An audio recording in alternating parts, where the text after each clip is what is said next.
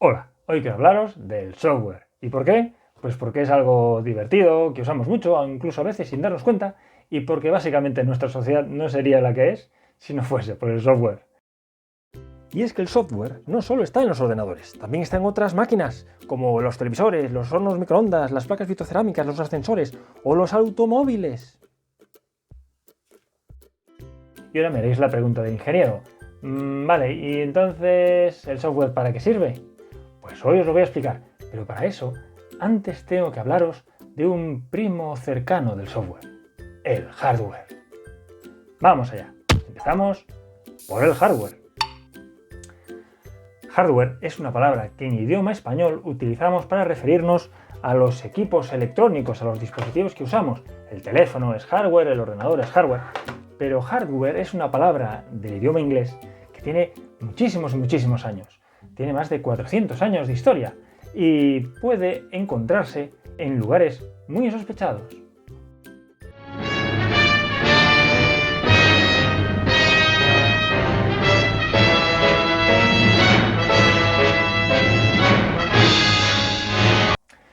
Sí, ¿por qué puede ser que tengamos una tienda de hardware en el lejano oeste americano? ¿Es acaso porque los cowboys y los sheriffs, o sea, los vaqueros y los agentes de la ley, luchaban entre ellos utilizando ordenador? No. Eso era básicamente porque hardware en idioma inglés originalmente significa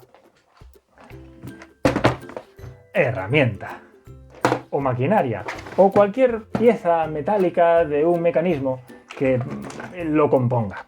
Así, eso es hardware y esto es hardware y esto es hardware. De hecho, aunque pueda parecer muy sofisticado, en los países de habla inglesa las tiendas de hardware no son otra cosa que ferreterías.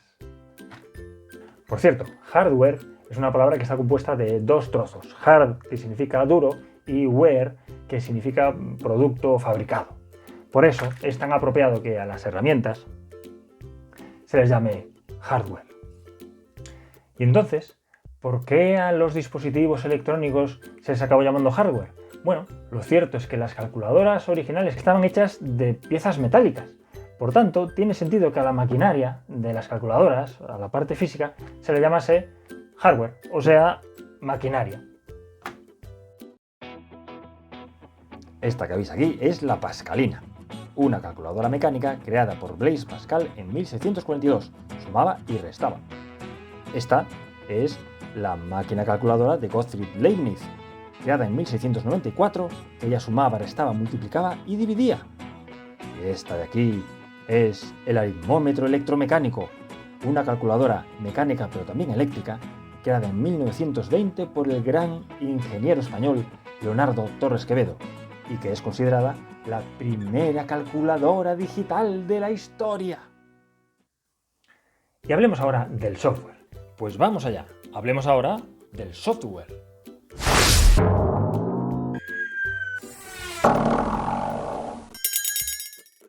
El caso es que las máquinas calculadoras ya en el siglo XX empezaron a ser realmente complejas y a ser capaces también de realizar cálculos muy complicados. El problema es que para cambiar el tipo de cálculo que una máquina tendría que hacer, era necesario abrir la máquina y empezar a cablearla o cambiar su configuración, y eso llevaba mucho tiempo de muchas personas. Era realmente complicado. Entonces, allá por la década de los años 40 del siglo XX, empezaron a utilizarse tarjetas perforadas. Estas tarjetitas lo que tenían era una serie de agujeros donde se le indicaban a la máquina qué datos tenía que usar y qué cálculo tenía que hacer. Esto ahorró muchísimo tiempo. Podéis pensar en las tarjetas perforadas como las primeras memorias USB de la historia. De hecho, la compañía líder mundial en venta de tarjetas perforadas era la Computing, Tabulating and Recording Company, que allá por los años 30 cambió de nombre a International Business Machines, hoy en día más conocido como IBM.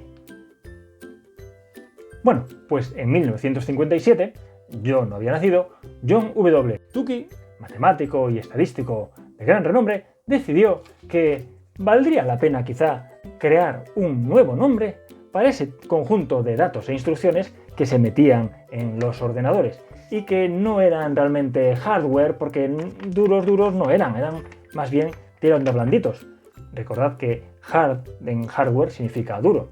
Con lo cual se le ocurrió que todo ese conjunto de datos e instrucciones que se metía en los ordenadores, en el hardware, podría llamarse software, porque soft significa blando, claro, y lo cual vendría a decir algo así que si herramienta es lo mismo que hardware, pues software vendría a ser algo como blandimienta.